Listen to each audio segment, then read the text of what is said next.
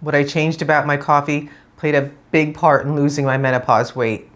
25 pounds, including the belly fat that wouldn't budge. That was 2 years ago and counting. I had all the classic signs. The plateau, feeling like I was doing everything right and still not moving the needle. I have a background in biochemistry, so I went back to the science to figure it out. And somewhere along that search, I started eyeing my coffee. Not for the calories, but on a hunch. Here's what you're probably thinking right now though.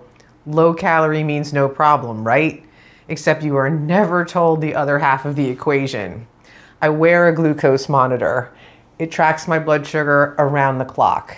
And when I went back and looked at my own data, it showed me that it wasn't the calories in my coffee keeping me stuck. My own testing proved my suspicion that there was something else about coffee that was contributing to my menopause weight. And I'm going to share what I found with you right now. Quick number to keep in your head. My personal target is less than a 40-point rise. Consistently staying there keeps my body in fat-burning mode. What I discovered surprised even me. What I knew going in is that even black coffee with nothing in it can push your blood sugar up just from the caffeine. So nobody's off the hook there, no matter how you drink yours.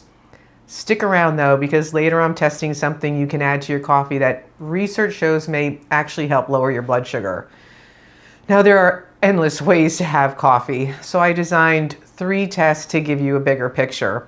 Something you can apply to your own cup tomorrow morning. I started with the drink that seemed the simplest, a basic Starbucks Grande Latte, 16 ounces with 2% milk. No syrup, no added sugar, nothing. I picked this one on purpose because it's the most basic and it's the most ordered drink on their menu. And because it felt like the choice with broad appeal. Familiar, simple, the kind of thing I'd grab without a second thought. This is my data from that latte. 79 points up to 131, a 52-point rise. Blew right past my 40-point limit I told you about earlier.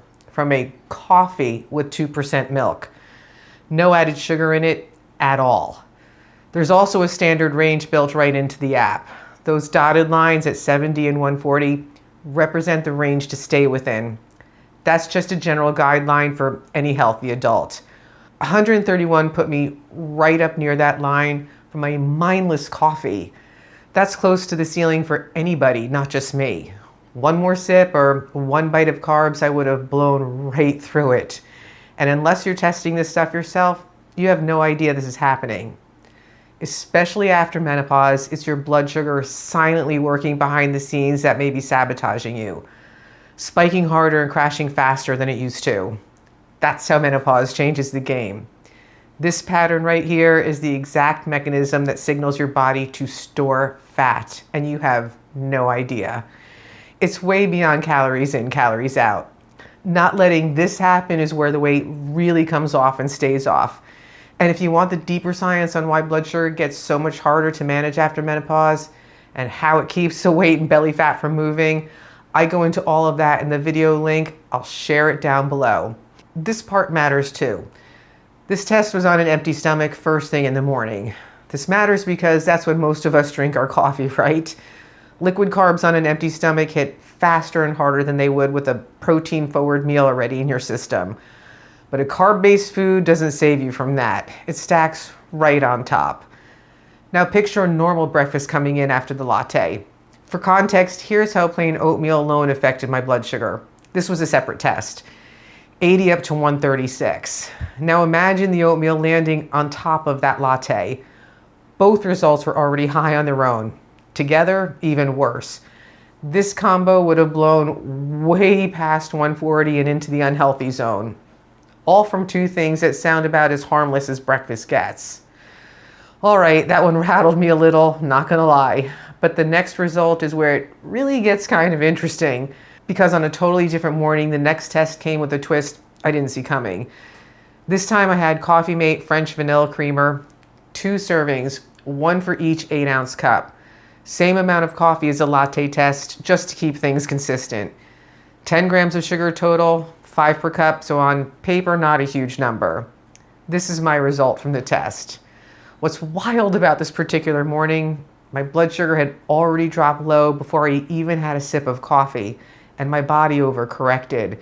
It shot back up to 111 on its own. That's what woke me up. This is just your body's built-in backup system when there's nothing left in your stomach.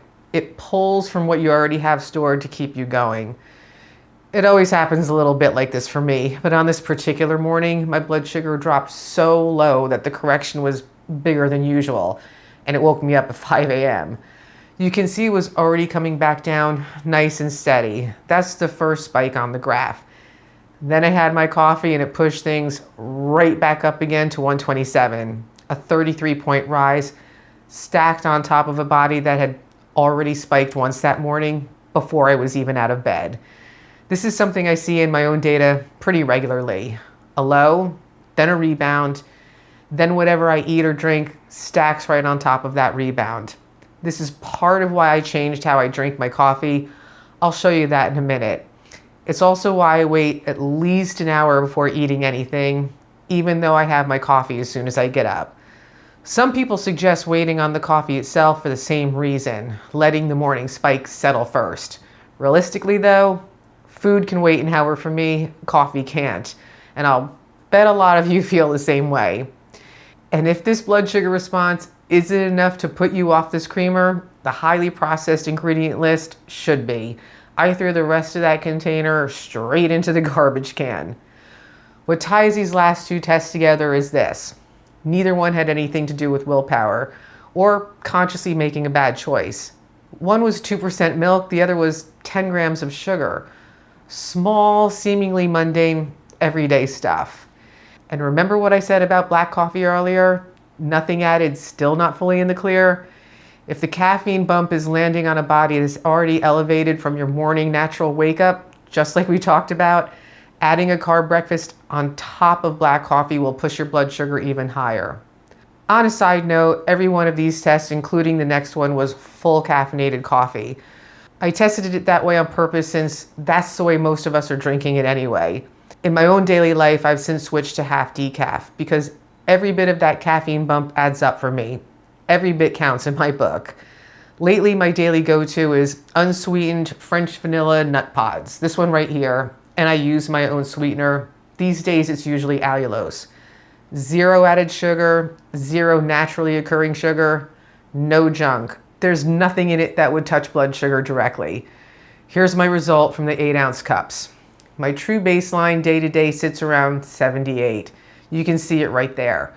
The caffeine's the only thing at play here, which is why this lands closer to 92. And when I switch to my usual half decaf, that number comes down to around 85. This is coffee done right. The closer I can get back to my true baseline, the better. Quick tangent, but I think a lot of you will relate to this one. When I was growing up, the fanciest coffee order you'd ever hear was like a cappuccino or espresso, and that was usually only after a nice dinner out. Going into a coffee shop back then basically meant walking into Dunkin'. The smell hit you the second you walked in and it was glorious. That was the whole experience. There was no caramel this, no pumpkin spice that. Now, my son is 25 and my daughter's 22. They have an entire coffee language I don't speak, much less understand. I've stood at the counter listening to them order and just looked at them like, what even is that? With all these choices these days, it's worth knowing what's actually in the cup you're ordering because it's doing something very different inside your body than it is inside the 22 or 25-year-old ordering right next to you. Let's look at what's in some of these things. These are typical drinks at Starbucks and their carb counts. The latte I tested landed right in the standard range at 19 grams, but move into the sweetened stuff and it climbs fast. The pumpkin spice latte alone can hit 52 grams of carbs, almost all of it, if not all of it, added sugar. That's the same amount of sugar as a 16-ounce bottle of Coke. I wouldn't put that much sugar in my body at once, ever, and I hope you wouldn't either. Pure sugar dressed up as coffee. So where does all this leave us? It's about being informed and making choices with your eyes open instead of on autopilot. And remember that thing I mentioned earlier. Something you can add to your coffee that may help lower blood sugar? It's cinnamon, and I tested it. A 1/4 teaspoon in each cup 2 8-ounce cups once again. Here's what that result looked like. 70 to 92 points. It didn't move my blood sugar at all. It didn't close the gap between my true baseline and where coffee normally puts me, and I was really a little disappointed to see this. Now, this is just my personal result, though. Yours could be different.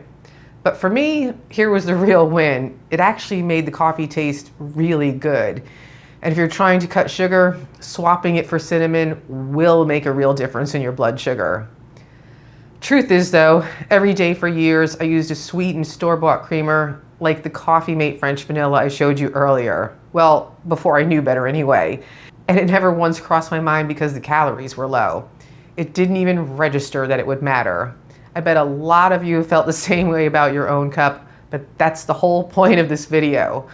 This one small thing is part of the very same strategy that got me the 25 pounds and the 5 inches of belly fat for 2 years. Small when you don't know what's going on, not so small when you do.